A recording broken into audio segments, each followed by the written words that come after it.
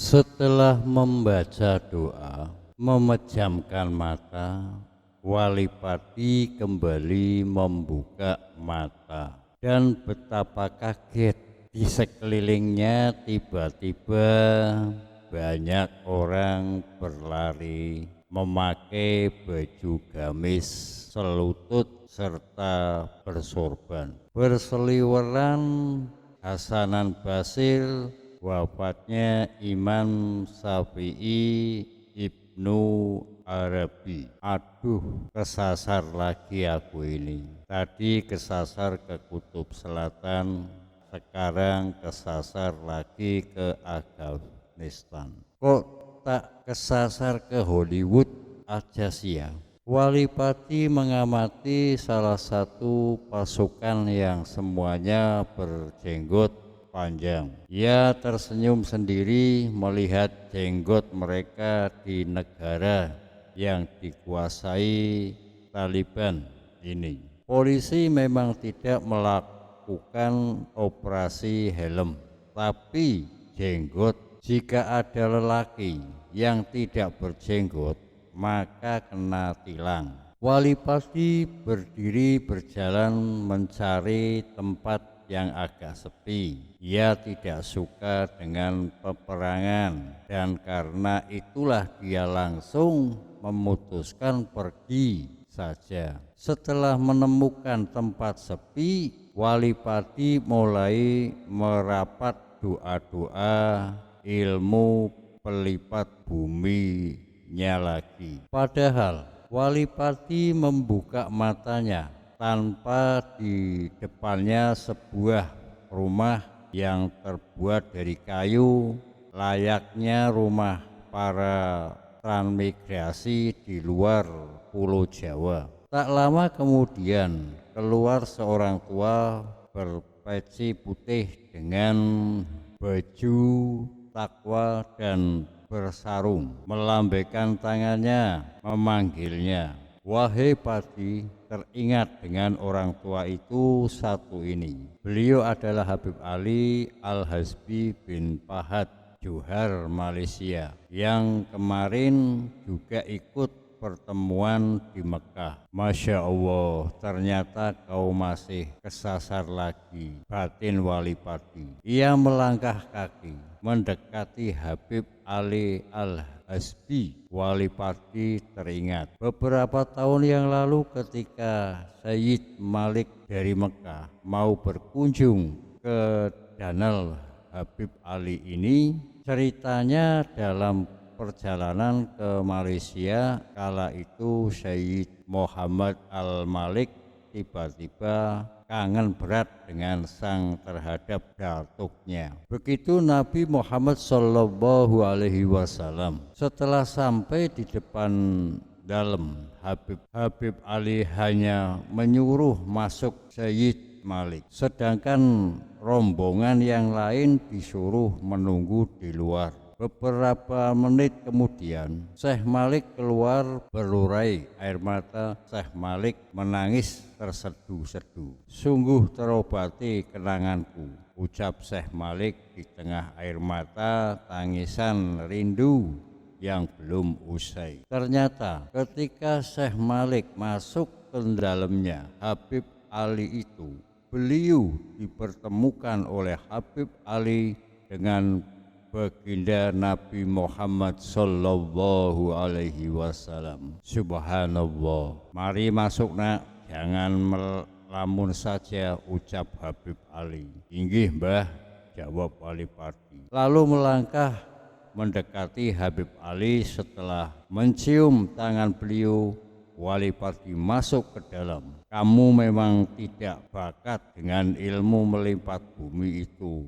Nak Pati, jadi nanti tidak usah dicoba lagi, kamu naik pesawat aja dari sini ke Indonesia, kata Habib Ali. Nggih mbah, siapa tahu nanti kalau kamu naik pesawat bertemu dengan Mulan Jendela yang kamu gandrungi itu, goda Habib Ali. Wali Pati hanya bisa tertawa mendengarnya. Setelah Setelah makan bersama, Walipati pamit pulang. Habib Ali mengepuk-ngepuk pundak Walipati, mengantarkannya keluar dari dalam. Ingat perintah sang sultan, nanti pasti setelah sampai ke rumah segeralah ke Gunung Arjuna untuk khalwat di sana. Nggih, Mbah. Walipati berajak pergi ke bandara, naik pesawat menuju pulang ke Indonesia. Setelah beberapa hari di Indonesia,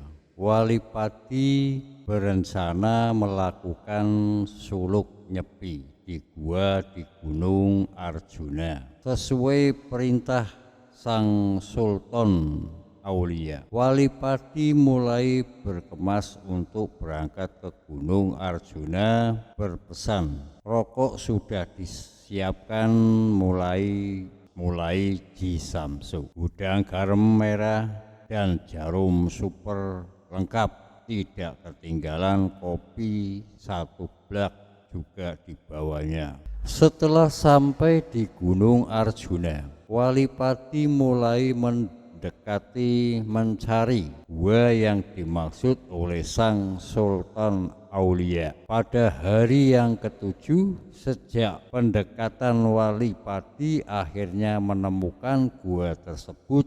Gua itu mulutnya kecil, tertutup, hilang, tapi dalamnya luas. Di pojok kiri ada sumber mata air dan di pojok kanan ada batu yang menyerupai meja yang kemungkinan oleh yang punya gua ini dulu dipakai untuk sholat. Walipati menaruh barang-barangnya di sebelah batu yang mirip meja tersebut dan pergi menuju ke mata air untuk mandi dan berwudu. Ketika mandi, hati Walipati ingin dengan sendirinya berzikir dengan cepat dan otomatis pengetahuan rohani Walipati semakin bertambah.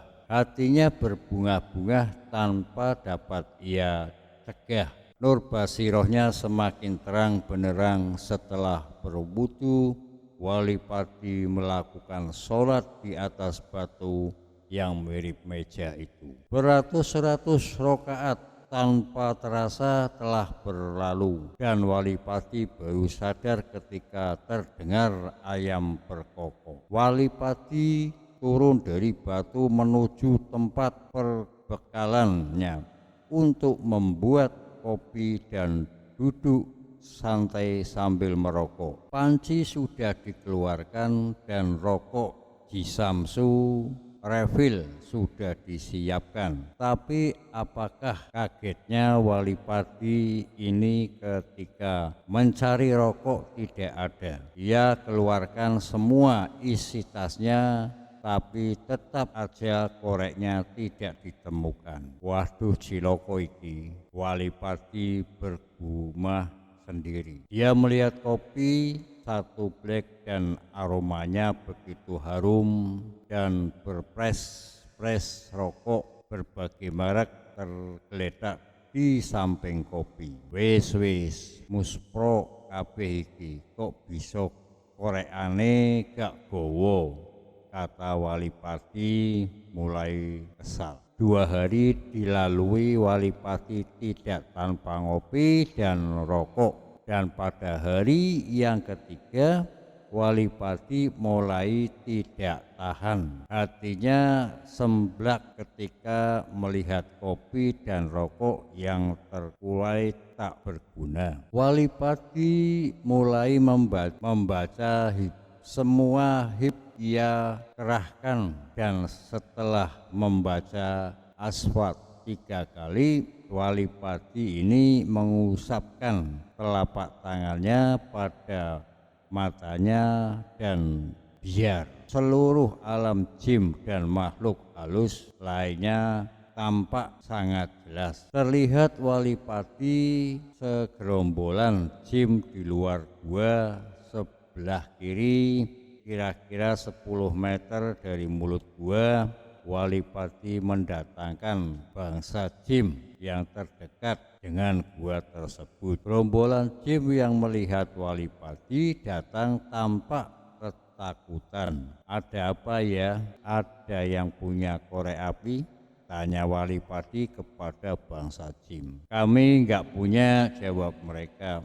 Walipati langsung mengobrak-abrik tempat para jin tersebut. Para jin lari tunggang-tunggangan dan banyak sekali yang terluka. Selanjutnya, setiap tempat yang ada jin didatangi oleh Walipati ini, dan kalau ditanya jawabnya gak punya korek api, maka Walipati ini langsung mengobrak-abrik tersebut. Gemparlah seluruh bangsa jin di Gunung Arjuna melihat sepak terjangnya Walipati ini. Seluruh desa dan kota dari kerajaan jin di Gunung Arjuna ini telah diobrak-abrik oleh Walipati. Namun Walipati menjadi terkenal menjadi momok yang melakukan di kalangan bangsa jin. Dan akhirnya tibalah Walipati ini di pusar kerajaan bangsa jin. Ketika sampai di gerbang kerajaan, Walipati disambut oleh dua